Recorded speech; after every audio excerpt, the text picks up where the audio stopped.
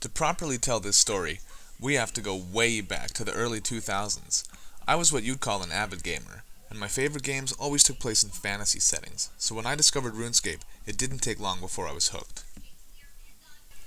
Back then, it was never about the grind though.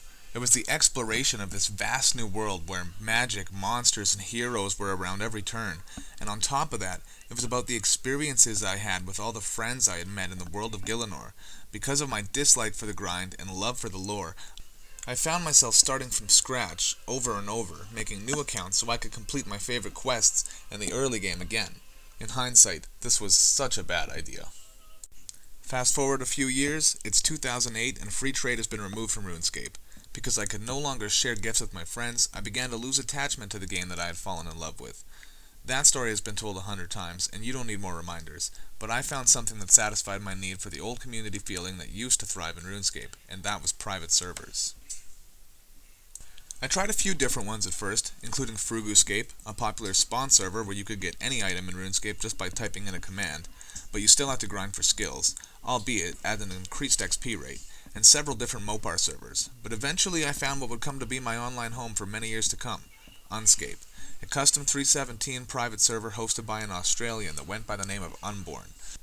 The server was different from anything out at the time, with a PvP world vibe, where most places were open PvP areas. Nowhere was safe, and new players would often get clapped just trying to leave the bank to train. I picked up the alias of XInfernoX and started my first RuneScape YouTube channel, XXXInfernoXXX. Talk about a name that screams 2008, where I became known as one of the more prominent video makers in the small community of around 80,000 players. Eventually I was promoted to player monitor, and years down the road joined the team as an administrator. However, nothing lasts forever, as Jagex eventually caught wind of Unscape's growing success and issued Unborn with a cease and desist.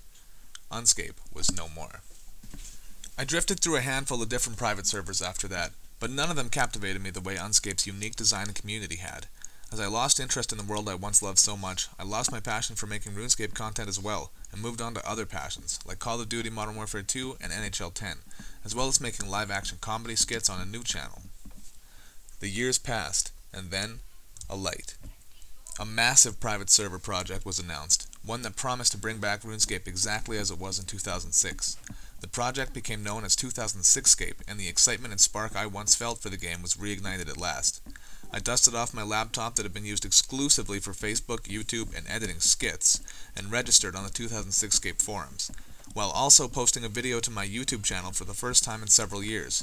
But first I needed a name change, something that fit my teen self better than the early internet name of XInfernoX, and Argent Kush was born, which was a hybrid of my PSN handle and my love for smoking the devil's lettuce. My channel grew slightly in popularity again, as I got some of my old Unscape viewers back, as well as a score of new viewers from the 2006scape community, especially when I started doing my daily series counting down the release of pre-alpha for the server. And then came delay, after delay, after delay.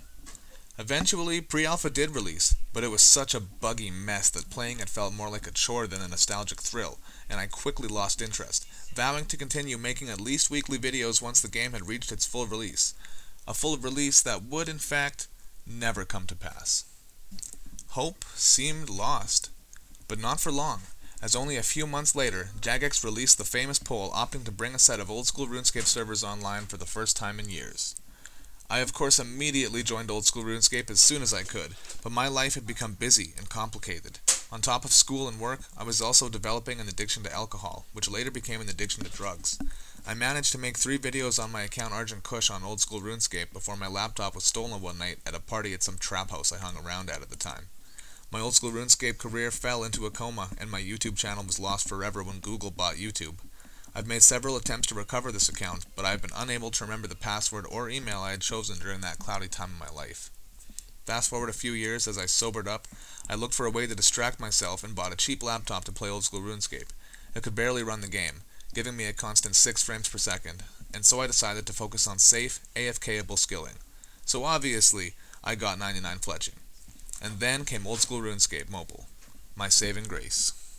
I dove back in, head first, eventually changing my name to the one I currently use, Guthy Gang, or Guthy Gang, depending on your pronunciation. I grinded harder than I ever have. I studied guides on the wiki and on YouTube, and have built myself an account that would have made 10-year-old me have vicious wet dreams.